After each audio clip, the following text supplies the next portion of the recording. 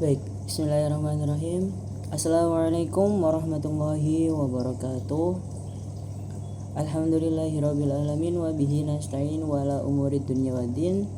Wassalatu wassalamu ala asrafil anbiya'i wal mursalin sayyidina wa maulana Muhammadin wa ala alihi wa sahbihi ajmain. Amma ba'd.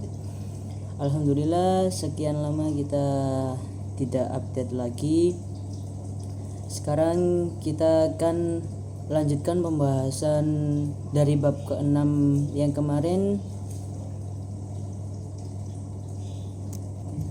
dan sekarang kita lanjut untuk bab ke-7, yang mana di sini kita akan membahas mengenai kaidah kesohihan sebuah hadis.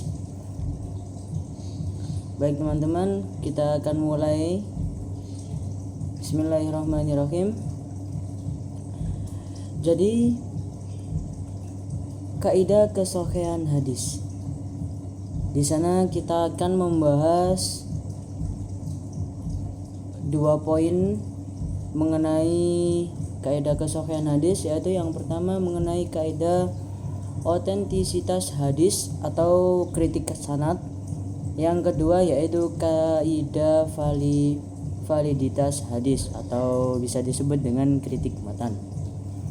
Jadi kritik sanad itu adalah cara menilai apakah hadis itu benar-benar berasal dari Nabi Muhammad SAW.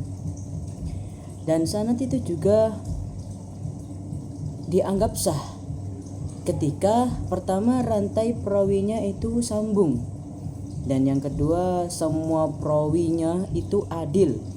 Yang mana adil di sana, yang dimaksud adil di sana itu adalah perawinya itu jujur dan mempunyai akhlak yang baik. Dan yang ketiga itu perawinya dhabit atau hafal atau tulisan atau hafalan dan tulisannya itu kuat. Dan yang keempat itu tidak ada kejanggalannya atau bisa disebut dengan syadz. Dan yang terakhir itu tidak ada cacat yang tersembunyi. Jadi pada intinya itu kritik sanad itu memeriksa keaslian jalur periwayatan sebuah hadis. Dan kita lanjut untuk pembahasan yang kedua, yaitu mengenai kaidah validitas hadis atau bisa disebut dengan kritik matan. Jadi kritik matan itu adalah cara menilai kebenaran isi sebuah hadis tadi.